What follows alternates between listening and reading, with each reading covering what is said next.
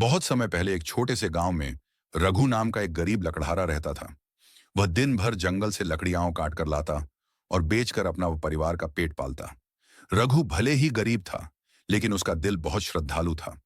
हर सुबह काम पर जाने से पहले वह पास के शिव मंदिर में जाकर शिवलिंग पर जल चढ़ाता और भोलेनाथ से प्रार्थना करता। हे भोलेनाथ, मुझे शक्ति दीजिए कि मैं ईमानदारी से अपनी रोटी कमा सकूं। एक दिन अचानक रघु जंगल में पेड़ काट रहा था कि उसकी कुल्हाड़ी नदी में गिर गई।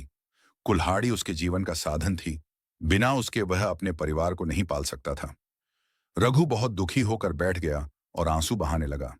तभी अचानक एक तेज प्रकाश हुआ और स्वयं भगवान शिव उसके सामने प्रकट हो गए।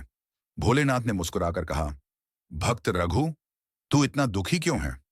रघु ने हाथ जोड़कर कहा, भगवान, मेरी कुल्हाड़ी नदी में गिर गई है।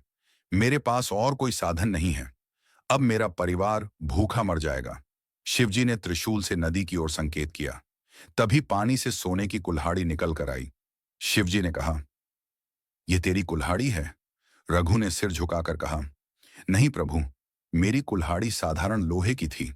फिर चांदी की कुल्हाड़ी बाहर आई। शिवजी ने फिर पूछा, क्या यह तेरी है? रघु ने फिर कहा, नहीं प्रभु, मेरी कुल्हाड़ी तो साधारण थी। अंत में साधारण लोहे की कुल्हाड़ी नदी से बाहर आई।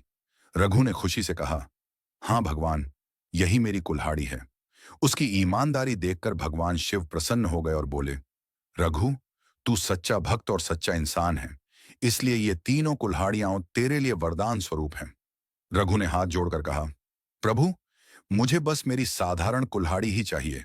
मैं मेहनत से ही अपनी रोटी कमाना चाहता हूं। ये सुनकर भोलेनाथ ने आशीर्वाद दिया, तेरे घर में कभी धन, अन्न और सुख की कमी नहीं होगी। उस दिन के बाद रघु का जीवन बदल गया। वह और उसका परिवार सुखी रहने लगे। शिक्षा: ईमानदारी और भक्ति का फल हमेशा शुभ होता है। भगवान अपने सच्चे भक्त की परीक्षा लेते हैं और अंत में उसे कभी दुखी नहीं रहने देते।